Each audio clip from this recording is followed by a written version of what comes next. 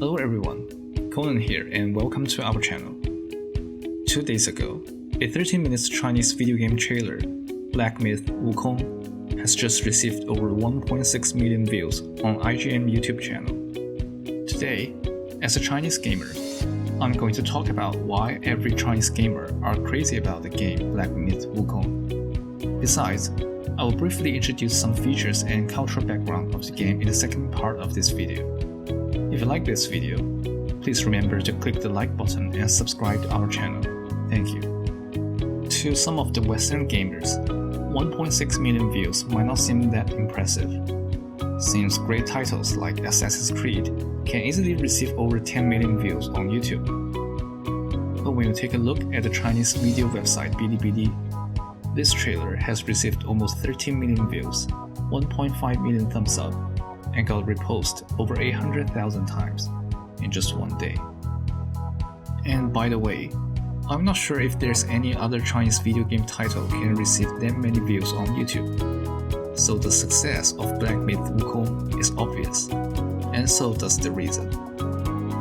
In 2019, China recorded over 36.5 billion in gaming revenue, putting it just behind the United States as the world's second largest gaming market.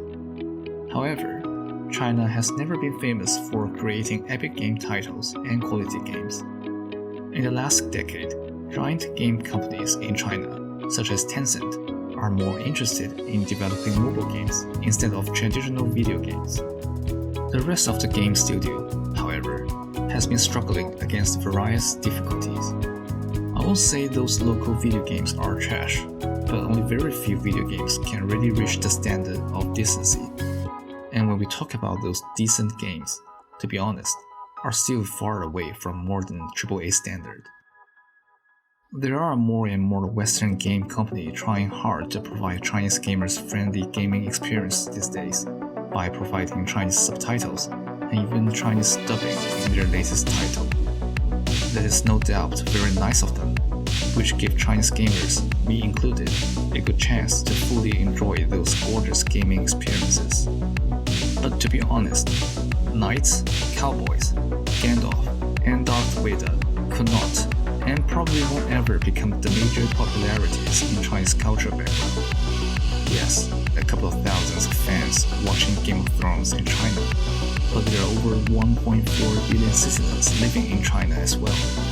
This is a nation consisting of 56 ethnic groups, owns splendid historical events, multi-religious and mythological fictional creations during her 5,000 years history. Therefore, while we Chinese gamers playing Assassin's Creed or God of War, we couldn't help to imagine how amazing it will be to play such kind of amazing games based on our cultural background. And thanks God, or whoever in charge here, with Game Science's brand new title Black Myth: Wukong, we finally spot a glimmer of light today.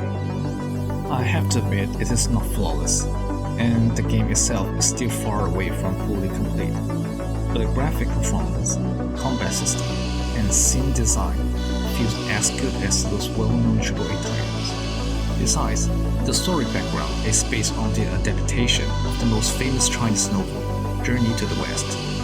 So finally, there's one AAA quality title based on the Chinese cultural background and made by Chinese local game company. Now you can understand why every gamer in China are so crazy about it. Even though you might not hear about Journey to the West before, its protagonist, Wukong, however, could sound familiar to you if you watch Japanese anime or play League of Legends. Japanese cartoonist Akira Toriyama had used this character for reference and created a very similar character, Goku, in Dragon Ball. The original Wukong, written in the novel Journey to the West, was created in Ming Dynasty of China, that is 16th century. Every single Chinese has read this novel or has watched a TV episode in their childhood. Briefly speaking, this novel tells a story about 4 monks traveling to the West to obtain Buddhist secret texts. But actually, this was a fiction novel which put multiple religions and culture into mixture and has some kind of allusion to the society at that time. In this novel, Wukong wasn't the leader of these 4 monks. But in the meantime, he was the character who has the most attractive and distinct personality, not only because he is powerful, but also he has no fear against God and authorities. When he realized he got tricked by gods, he instantly came back to his base, put on his fancy costume, calling himself Great Sage equal to the heaven. Then finally, he crashed into the Heaven Palace, fight against Varai's god, and successfully defeated an army containing 100,000 celestial troops in heaven. The story of Wukong could be a long one, but the core spirit of this amazing character is simple, powerful, always looking for freedom, and the courage to fight against the authorities. And now, we will finally have a chance to play as this insanely popular superhero in China and fight against those evils and corruptive authorities. The trailer starts with a monologue from an old monkey. He said there were 3 theories about this original journey. Theory 1, just like the story, Wukong finally reached the West. Theory 2, Wukong didn't make it, he got killed halfway. And Theory 3, there was no such journey at all. In fact, what he said was actually an argument about Journey to the West in reality. There was once a fake Wukong appeared during their journey, and only very few gods can tell who is the real one. In the end, after Buddha pointed out which one was the fake one monkey instantly killed the other one. Sounds everything was settled, but the trick part is, what if the monkey alive is the fake Wukong? One of the evidence is we all know Buddha is very powerful, who used to see Wukong under a mountain for 500 years. But in this case, he just sits there and watches one monkey kill another, which makes the reader feel extremely odd and confused. In Black Myth Wukong, the old monkey told us all 3 theories are wrong. So that means Wukong did not reach the West.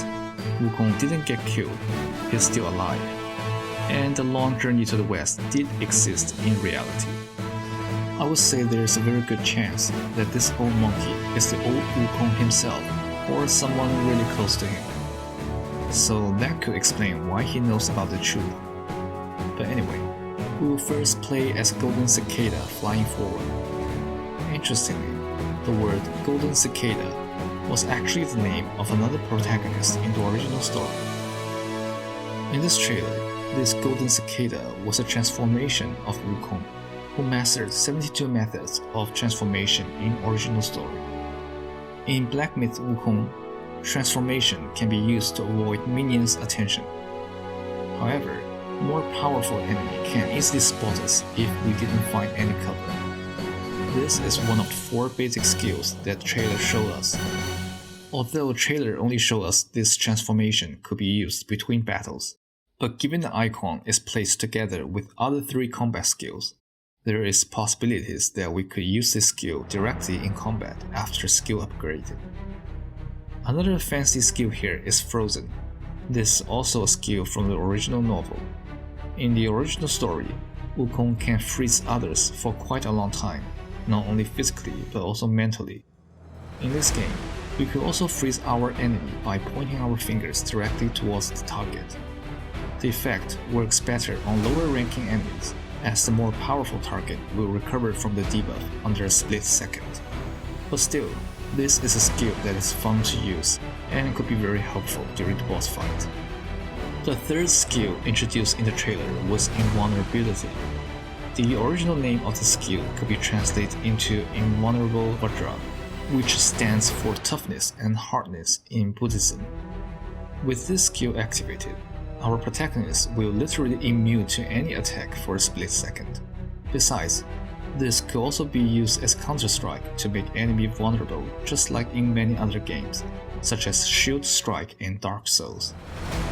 Good thing is, in Dark Myth Wukong, even if we miss the chance of success counter, given that the entire character maintains fully invulnerable, your character won't receive damage anyway.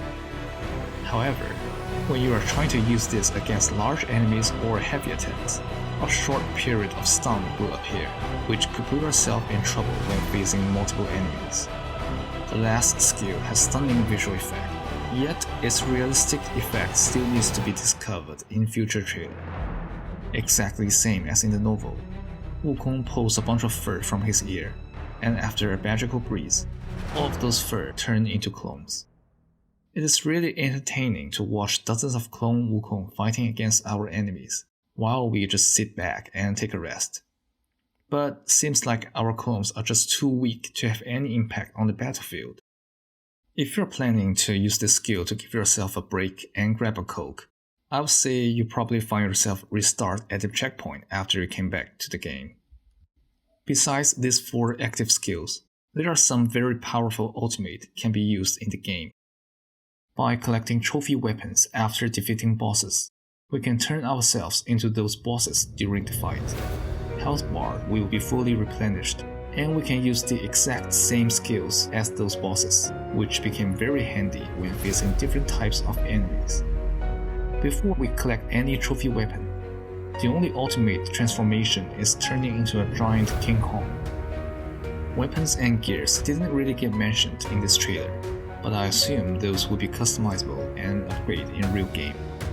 But the trailer did shortly show us how Sun Wukong looks like with all the gear on. By far, we have no idea who that formerly dressed monkey was.